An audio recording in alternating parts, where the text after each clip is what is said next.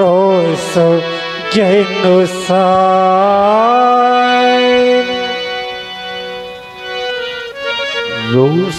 जन साने। आज हृदय में अपार क्रोध है और क्रोध का कोई दूसरा कारण भी नहीं। क्रोध के कारण में है आप लोग। जिसके हृदय में कभी क्रोध ही ना आया हो उसके हृदय में अपार क्रोध, और क्रोध का कोई कारण नहीं, केवल क्रोध के कारण में है आप सभी लोग। मैंने अपने बंदी जनों के द्वारा पढ़ की घोषणा करवाई, जिसको सुनकर के आप सभी आए। मैंने अपने बंदी जनों के द्वारा प्रभ की घोषणा करवाई। बोले बंदी वचन वर सुनऊ सकल महपाल। सभी राजा सुने, सभी महपाल सुने। परम विदेह का कहूं हम भुजा उठाए विशाल। हम अपनी भुजा उठा करके अपने राजा का प्रण कहना चाहते हैं, जिसको सुनकर के आप सभी लोग आए। मैंने देखा क्या कि यहाँ आप सभी लोग आए। जैसे ही समय आया अपने बल का पराक्रम करने के लिए, तो एक राजा उठा और अजगों पे अपने बल का पराक्रम करने लगा, लेकिन वो पराभव की प्राप्ति हुई।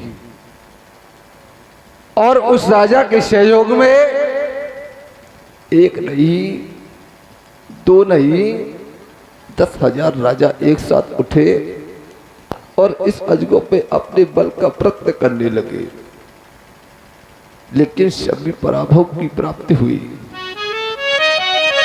भूप सहस 10 एक ही बारा और लगे उठावन टरई डटारा। 10,000 राजाओं से अजगो हिला तक नहीं। अब तो मानो ये नेपाल ये सोच करके बैठ गए कि हमारा अजगो के समीप जाना व्यर्थ है। हमारा अजगो के समीप जाना अब हमारा व्यर्थ है। ये अब हमसे अजगो टूटेगा नहीं।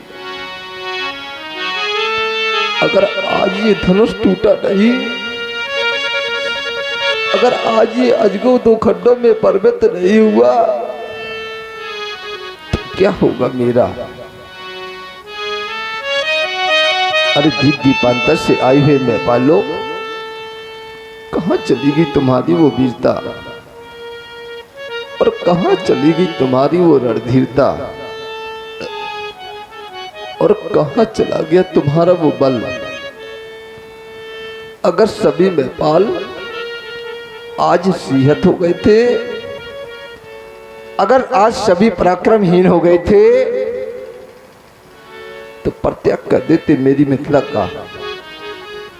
इतना ही नहीं, छोड़ देते मेरी मिथिला को और चले जाते यहां से। लेकिन नहीं, आप लोगों ने ऐसा नहीं किया।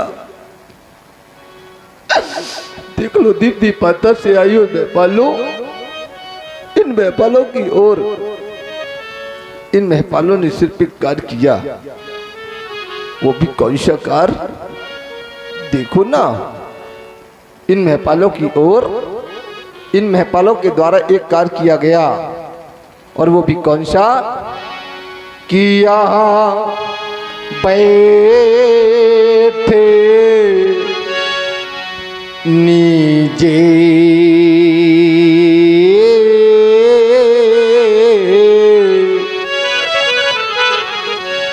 और नीचे जाए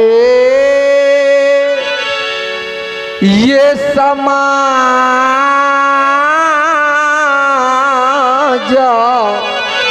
कब, जब श्रीहते भाई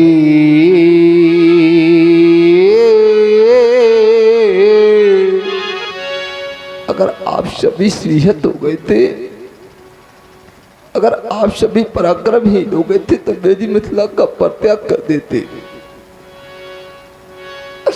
तो है कोई ऐसा नेपाल, है कोई ऐसा भूपाल, अरे कोई तो आकर कर दे मेरे प्रतिज्ञा की पूर्ति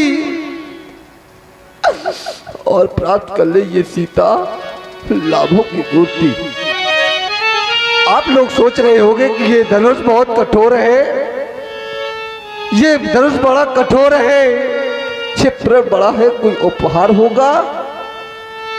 तो सुन लो मेरे नेपालो, जो भी नेपाल इस अजगर को 2 खंडों में परिवर्तित करेगा उसे मैं 3 लाभ प्रदान करूंगा। सुन ले मेरे लाभ, अगर मेरे लाभ आपको अच्छे लग जाए तो आकर के मेरे प्र की पूर्ति कर देना। कि ये है कुंवरे मनोहर बीजे बड़ी और कीरति अति कामनी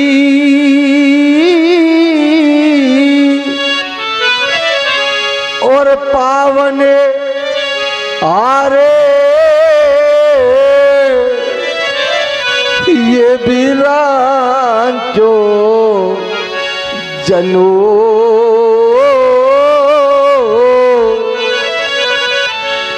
तो रचाऊ न धनो दमोनी।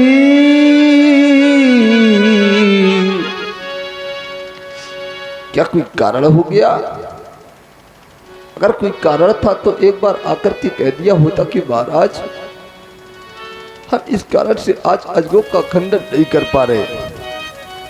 सिर्फ एक बार आकर के कह दिया होता कि महाराज हम इस कारण से आज अजगरों का खंडन नहीं कर पा रहे।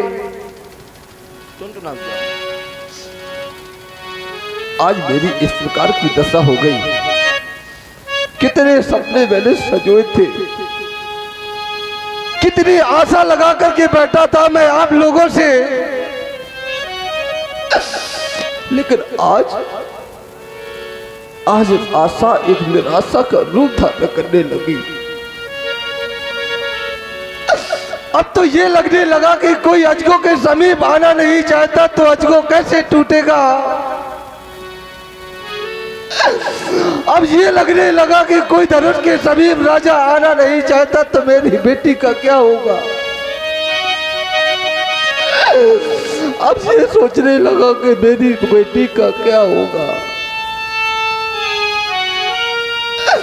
आज जैसे इस प्रकार की मेरी दशा हो गई, जैसे किसी बेटी के पिता की बारात, अगर किसी पिता के बेटी की बारात उसके दरवाजे के समीप आ जाए तो वो बारात किसी कारणवश वापस चली जाए तो क्या हाल होगा उस पिता का। उस पिता के हृदय से पूछो क्या हाल होता उस पिता का। उस पिता का इससे बड़ा उपहास कुछ नहीं हो सकता। उस पिता की इससे बड़ी हंसी कुछ नहीं हो सकती, जिसकी बेटी की बारात उसके दरवाजे तक आ जाए और वो बारात किसी कारणवश वापस चली जाए तो वो पिता इस संसार में मुंह दिखाने के योग्य नहीं रहता। समाज हंसता है उस पिता पे, ये समाज उस पिता पे ताने मारती है। अगर कोई कारण था तो एक बार आकर के कह तो दिया होता कि महाराज आज हम इस कारण से अजगरों का खंडन नहीं कर पा रहे। तो बोलो बोलो मेरे मित्रों, वो कारण क्या हो गया? वो किस कारण से आज आप अजगरों का खंडन नहीं कर पा रहे? कहो कहो ना। तो काहू काहे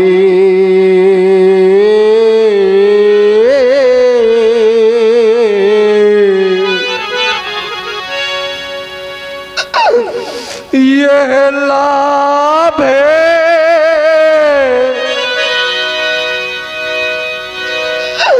न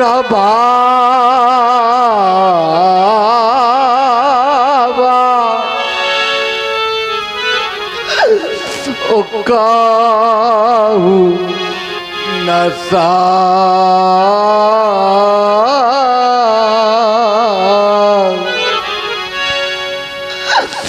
कर चापे चढ़ावा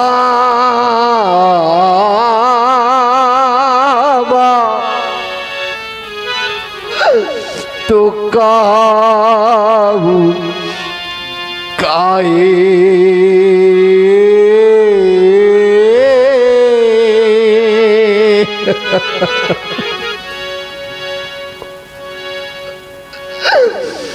आज क्या क्या नहीं मैंने विचार किया था,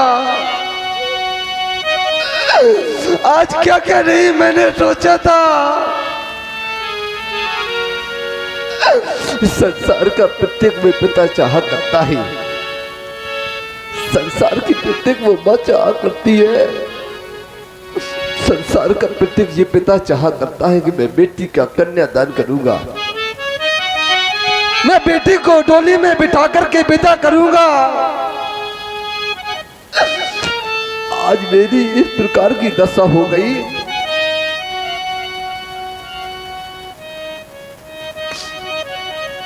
आज मेरी इस प्रकार की दशा हो गई कि समाज मुझ पे हंसने लगा।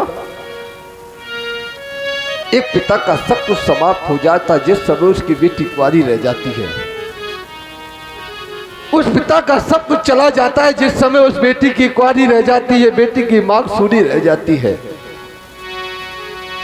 आज मेरा सब कुछ समाप्त भी हो गया। देख लो मिथिलावासियों, इन महपालों की ओर इन महपालों ने एक कार्य किया, जब एक कार्य किया तो आज मेरा सब कुछ समाप्त भी हो गया। क्या रह गया मेरे पास कि चला गया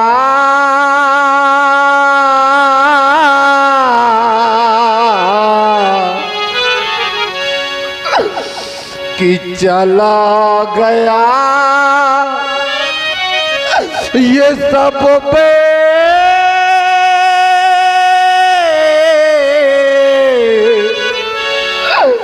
भाव मेरा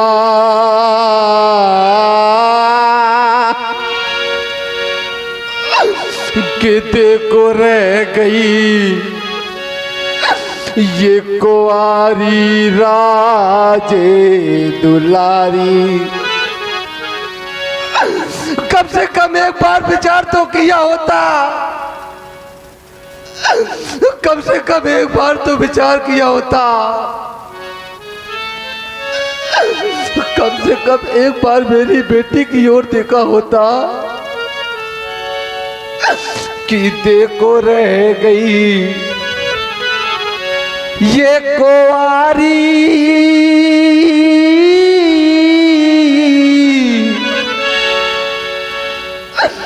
ये राजे दुलारी। जिस समय ये संदेशा मेरे कुटुंबी मेरे परिवार के जहां तक के मेरे छोटे भाइयों को पहुंचेगा, मुझसे बार बार आकर के पूछेंगे कि महाराज आज आपने अपनी बेटी का सर्वनाश कर दिया, आज आपने अपनी बेटी का क्या कर दिया। तो क्या मैं यही कह दूंगा कि देखो रह गई ये कुंवारी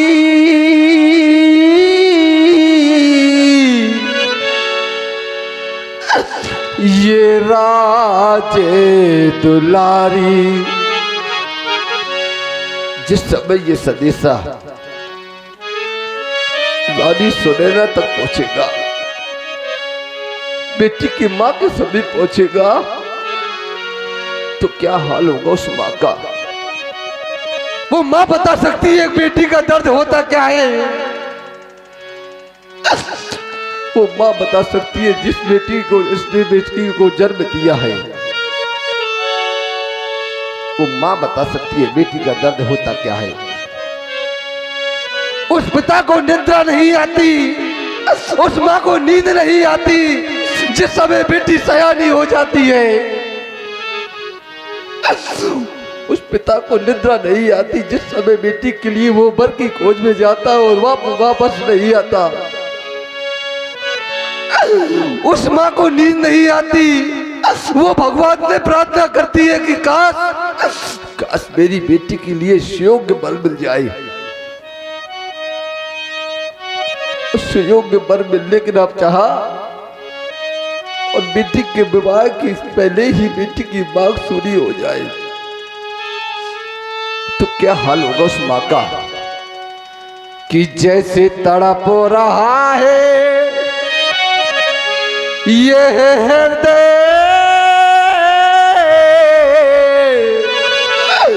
ये हमारा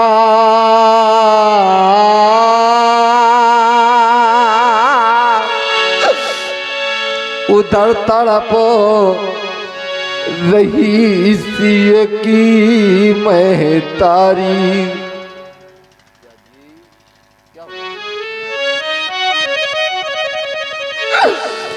कि उधर तड़प रही सी की महतारी। वो रानी मुझसे बार बार पूछेगी कि महाराज आज आपने बेटी का सर्वनाश कर दिया, आज आपने बेटी का क्या कर दिया, बेटी का सर्वनाश कर दिया। मैं क्या जवाब दे दूंगा उसे? क्या मैं यही कह दूंगा कि देखो रह गई ये कुंवारी,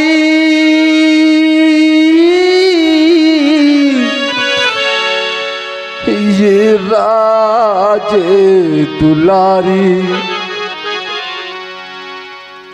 दृष्टिपात करता हूं इस समाज में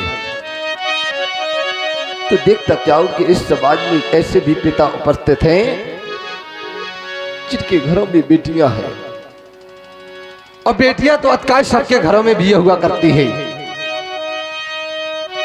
इस समाज में कुछ ऐसे भी पिता उपस्थित हैं कि जिनके घरों में बेटियां तो हैं लेकिन वो बेटियां सयानी हो गई हैं, विवाह की योग्य हो गई हैं। वो पिता बता सकता है एक बेटी का दर्द होता क्या है, वो माँ बता सकती है एक बेटी का दर्द होता क्या है। भला ये लोग क्या बताएंगे? ऐसे लोग नहीं बताया करते जी। कैसे लोग? ऐसे लोग नहीं बताया करते कि जिन्होंने ये कन्या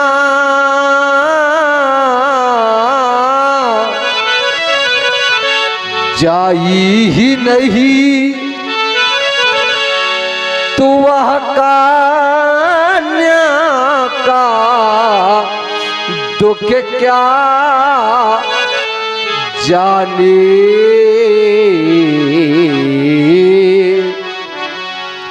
कि जिनके घर में निज पूत नहीं तो वह पूते परा या क्या जाने। क्या जानेगी वो लोग? ऐसे लोग नहीं जाना करते मेरे मित्रों। कैसे लोग? ऐसे लोग नहीं जाना करते। अरे ना हो जिनको ये सुता सयानी, वो सुता की पीरे क्या जाने।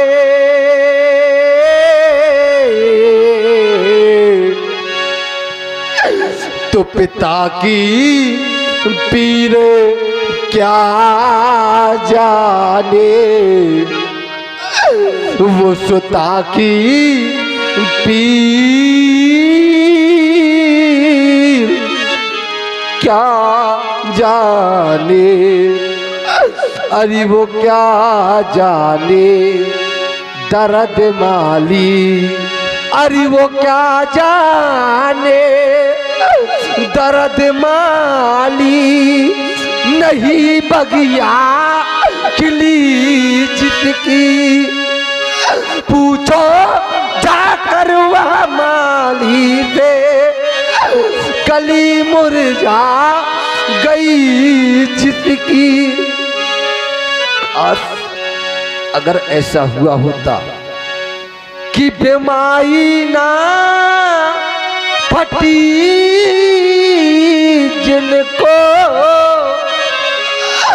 वो पराई पीर क्या जाने।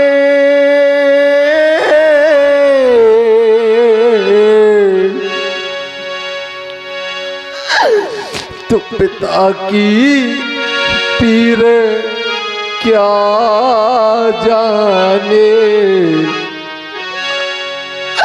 वो सुता की पीर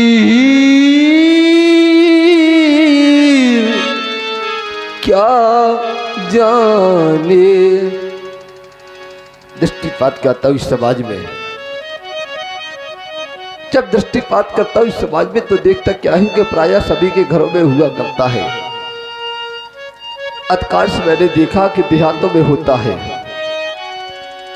मैं एक कहानी नहीं बता रहा, मैं आंखों के सम्मुख की घटना बता रहा हूं। अधिकांश देहातों में होती है। जिस समय बेटी की प्रथम विदाई होती है तो बेटी अपनी सखियों के साथ, सखी सहेलियों के साथ डोली में बैठने के लिए जाया करती है। तो बेटी सबसे मिलती है, बेटी अपनी सखियों से मिलती है, अपनी सहेलियों से मिलती है, अपने भाइयों से, अपनी बहनों से मिलती है। और बेटी की माँ वो बेटी को देख करके फूट फूट करके रोने लगती है। जैसे ही पता चलता है कि बेटी की माँ बेटी को देख करके फूट फूट करके रो रही है तो बेटी दौड़ती हुई अपने माँ की कलेजे से चिपक करके रोने लगती है।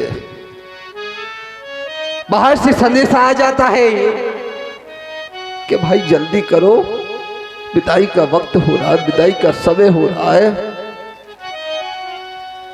जैसे ये शब्द उस बेटी के कानों में सुनते हैं, ये शब्द उस बेटी के कानों में पड़ते हैं तो बेटी फूट फूट करके रोने लगती है और चारों ओर दृष्टि दौड़ाने लगती है।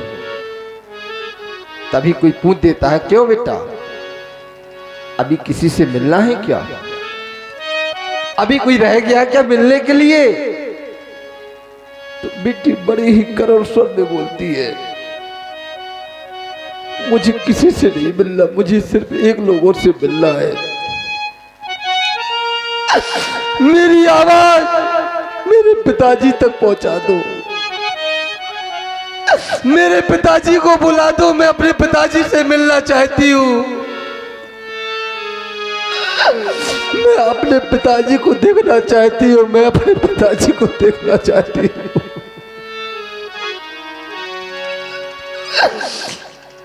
ये संदेशा उस बूढ़े पिता के समीप पहुंचता है मेरे मित्रों। पिता विवश हो जाता है, पिता घर वापस नहीं आता। रिश्तेदारों के मध्य में पिता बैठा होता है। जिस समय वो पिता को ये संदेशा पहुंचाया जाता कि भाई आज आपकी बेटी जा रही है, आपको बुला रही है, तो पिता आता नहीं है। वो सोचने लगता है कि मैं आज अपनी रोती हुई बेटी को कैसे देख पाऊंगा,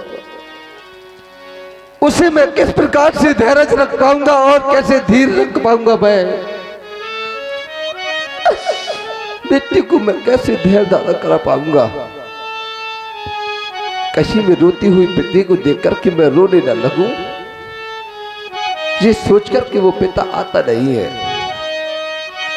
लोग बार बार कहते हैं कि महाराज कम से कम आप तो चले जाओ, आज आपकी बेटी आपको बुला रही है, आज आपकी बेटी आपको याद कर रही है। पिता विवश हो जाता है मेरे मित्रों। जिस समय पिता विवश हो जाता है वो पिता चला जाता है। जैसे ही वो पिता दरवाजे के समीप आता है, दरवाजे के समीप आते ही पिता को बेटी देखती है तो दौड़ करके पिता की छाती से लग करके फूट फूट करके रोने लगती है। और पिता रोता नहीं है। रोता नहीं है तो करता क्या है? वो एक कार्य करता है, और कार्य ये करता है कि डोली में बिठा के वो अपनी बेटी को, पिता बेटी को डोली में बिठा देता है। और कितना खुश नसीब वो होता है। बड़ा खुश नसीब हो जाता है वो पिता कि आज मैंने अपनी बेटी का पार्थिव संस्कार कर दिया, उसे मैंने डोली में बिठा करके विदा कर दिया। आज मैं बड़ा खुश नसीब हो गया कि आज मैंने कन्यादान ले लिया। पिता वापस आ जाता है उस जगह से घर